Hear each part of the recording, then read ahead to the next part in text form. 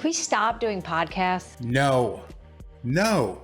What is it with you people wanting athletes to shut up? Can we wait till we get to training camp? Can we just wait till we see Tua throw the ball to Tyreek cleanly with actual defenders out on the field? Well, she's back and she's being more condescending and insulting as ever. I wonder if she realizes that ESPN trots her out there to say the stupid shit that no former athletes would dare say on television. But this is building the pressure. Pressure? Let's see. You have a job that maybe 60 people in the entire world have. 60 people. That's pressure. You play in front of millions of people on television. Every Sunday, there are upwards of 80,000 people in the stands. You get paid a king's ransom to perform, and Dianna Russini thinks a podcast adds pressure? You're kidding, right? And it's mounting. And here we are in mid-July talking about Tua again. By the way, you are choosing to talk about Tua again. No one is out there forcing you to blather on about Tua Tagovailoa. But we all know what it means for you. And we all know what it means for ESPN. It means eyeballs and clicks, and it gets them the money to pay you to say the stuff that you say. Unfortunately for some of the people on ESPN, we all know what the game is right now. You're terrified of podcasts from athletes, even from small guys like me. But unfortunately, the gig is up. We all know what's going on. And look, we could sit here all day long and figure out a breakdown and analyze. No, you're wrong, sweetie. You can't break down anything. Without former players on a panel that you might be sitting on telling you what to look for and telling you what to say, you wouldn't be breaking down anything. You would know the difference between a Bang 8 route and, never mind, I'm not even gonna go there. Is he actually going to be good? Is he good? Is he the future? None of us know yet. Is he good? Is he good? Seriously, they actually pay you to say this stuff? I don't get it. By the way, I don't recall Tyreek Hill doing any of this talking when he was with the Kansas City Chiefs. 1, he's in Miami. 2, he saw an opportunity. And 3, he sees that none of you said anything about his team and his teammates the way you talked about Tua and the Dolphins when he was in Kansas City. All this is doing is just creating and putting more pressure on Tua, who has pretty much, all the pressure in the world on him this season.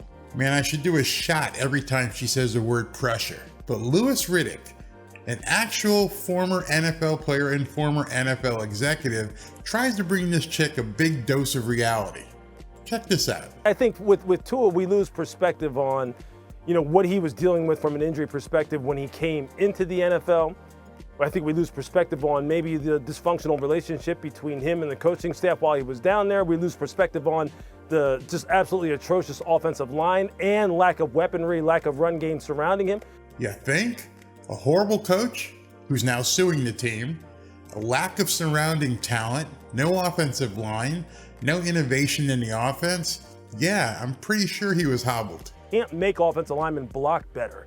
You can't make running backs run better. You can't make wide receivers faster. Exactly, Louis. Thank you for bringing some sanity, some football sanity to this conversation. And then Chris Canty, another former NFL player, chimes in with this. There's going to be internal and external pressure based on the expectations that the Dolphins have. And if Tua folds under that, then he ain't your guy anyway. So I don't have a problem with Tyreek Hill coming out and stating the obvious, because the reality is the Dolphins have not one but 2 first-round draft picks next year in a quarterback-rich draft. As many as 6 guys going in the first round is what's being projected. So yeah, Tua better get it done, and if he doesn't get it done, then he's going to be out of a job, and Chris Grier ain't going to be that far behind him, because guess what? Chris Grier is the GM that passed on Justin Herbert in order to draft Tua with the 5th overall pick 3 years ago. Go ahead, Louis. And Chris is absolutely right.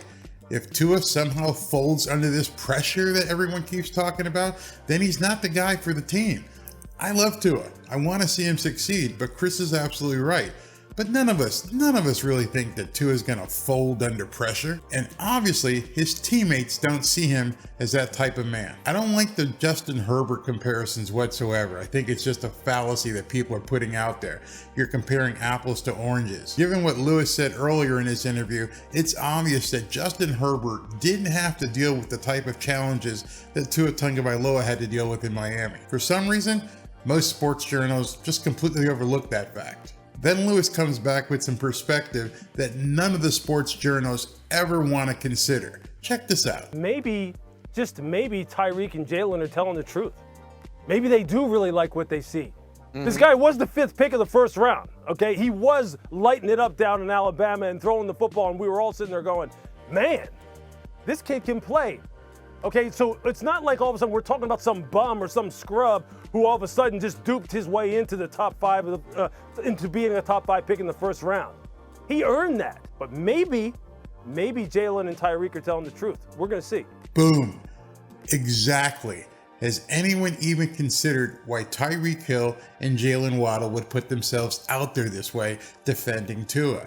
Tyreek Hill, arguably the best receiver in the NFL right now. Jalen Waddle, an up-and-coming wide receiver in the NFL. Both have said that Tua has the goods. They're with him every single day. They're the ones practicing with him.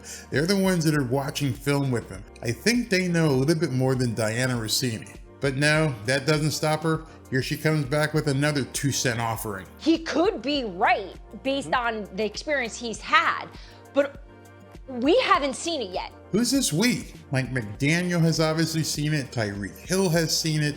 Jalen Waddle has seen it. So who's this we? You're talking about yourself. That's because you're in Bristol, Connecticut.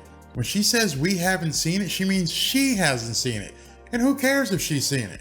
But the look on Louis Riddick's face says it all as she's spewing her dribble. Check out this look on his face. He could be right based on the experience he's had, but we haven't seen it yet. To me, that look says, Shut up!